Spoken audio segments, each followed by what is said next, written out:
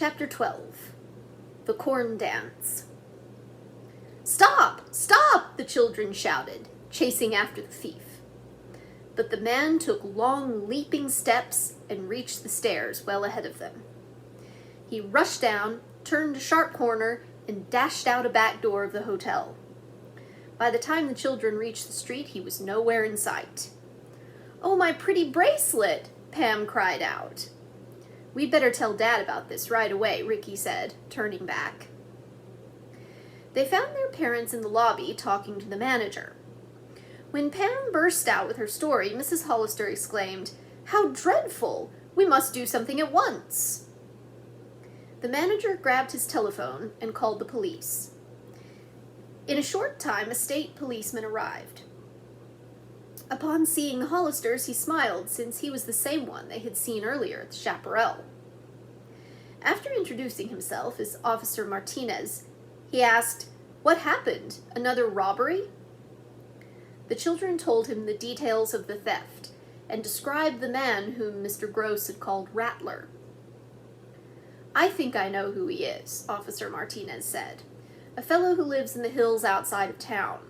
He doesn't work much, and sometimes he goes in for petty thievery." "Please find him and get my beautiful bracelet back," Pam pleaded. "I'll try," the officer promised. "If you should see him again, let me know immediately." Pam felt so bad about the loss of the bracelet that she kept thinking about it all the next day. But at 12:30, when the whole family was ready to set off for the corn dance, she put it from her mind. The drive followed a winding stream between high, rocky cliffs. The pueblo itself occupied a large, flat meadow extending into the mountains. Fields of ripening corn grew on all sides, and the entrance to the village was screened from view by a high adobe wall. The visitors were met at the entrance by Swift Eagle and his grandchildren. A white dove was sitting on Blue Feather's shoulder, and the girl stroked it as her grandfather greeted the Hollisters. "Welcome to the land of the Yumatans," the Indian governor said, smiling. "We live simply, but we hope you will enjoy what we have to show you." Turning toward the children, he continued, "Red Feather and Blue Feather, will you guide your new young friends? I will show Mr. and Mrs. Hollister our pueblo." Mrs. Hollister thought it best to keep Sue with her, but the others followed the Indian children. At once, Pam asked them about the beautiful dove. Blue Feather said she had found it in the woods and trained the little pigeon to be a pet. "Its name is Blanca," she said, leading the Hollister children inside the enclosure. Before them, facing on a wide plaza, were many small square buildings and a few low round ones, all made of brown adobe. Presently the children came to a house with a green door. "This is where we live," Blue Feather said. "Please come in." The living room was scantily but comfortably furnished.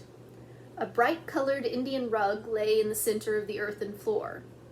A small table and 3 chairs stood near the door, and a low adobe bench was built around 2 sides of the room.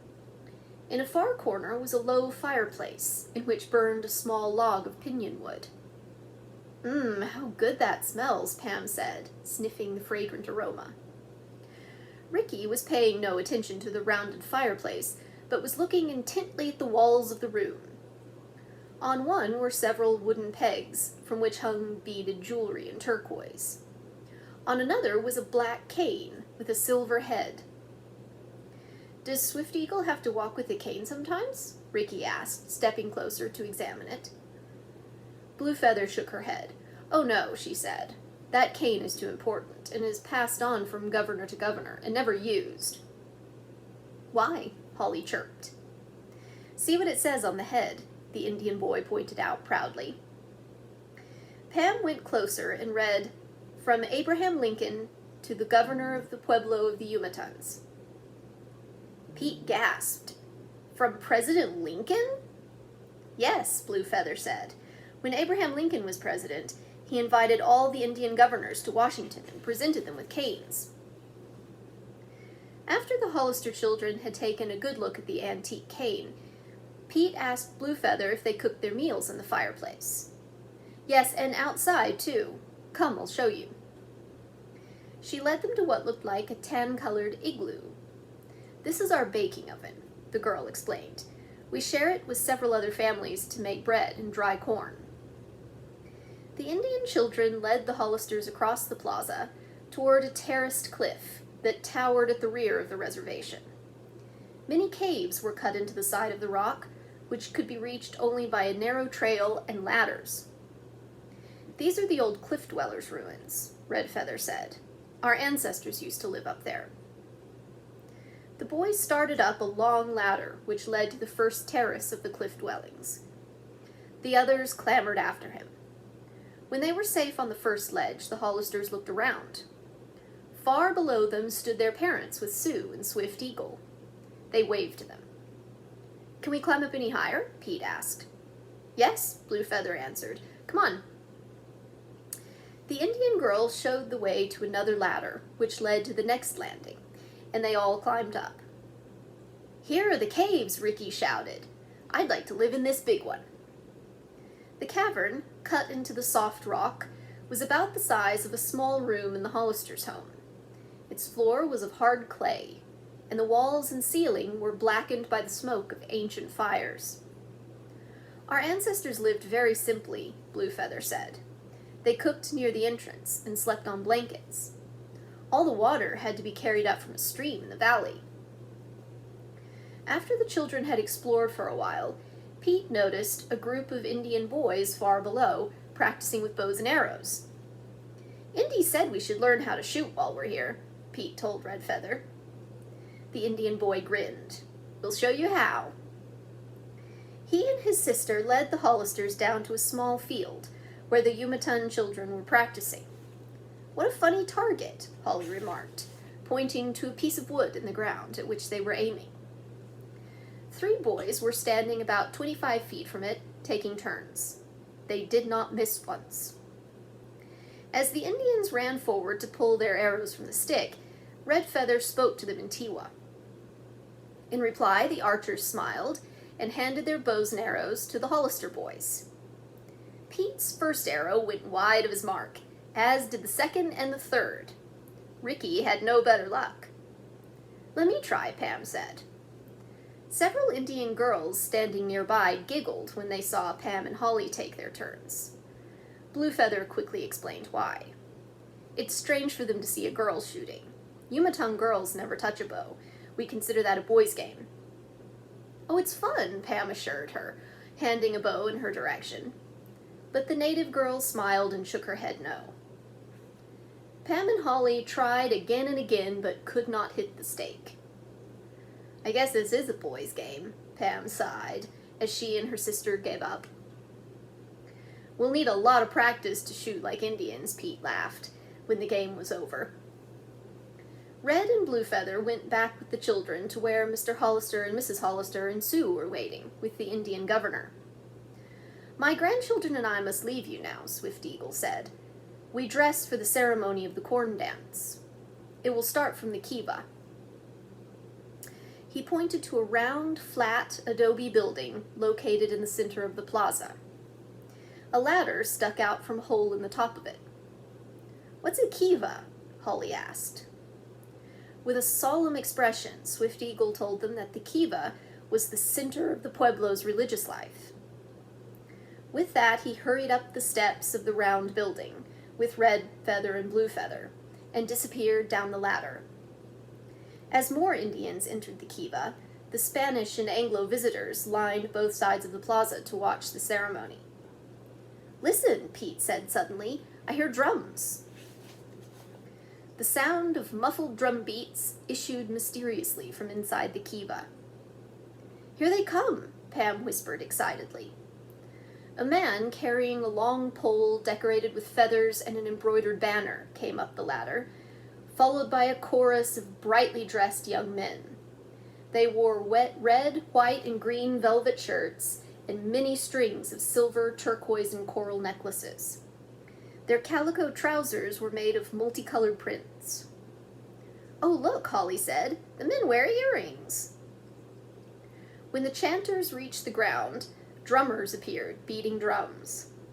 Next came the procession of dancers in 2 long lines, with men and women alternating. Following them were boys and girls, arranged according to size. "Those cute little ones at the end of the line are only about 2 years old," Mrs. Hollister said in amazement. Never before had the Hollisters seen such beautiful costumes. The men wore white embroidered kilts, foxtails down their backs, skunk fur leg bands, and moccasins. Their hair hung over their shoulders, and in their hands they carried gourd rattles and evergreen boughs. The women wore black dresses fastened over one shoulder and tied with a woven sash about the waist. They, too, had beautiful jewelry and carried pine boughs. But what interested the Hollisters most was the women's headdresses.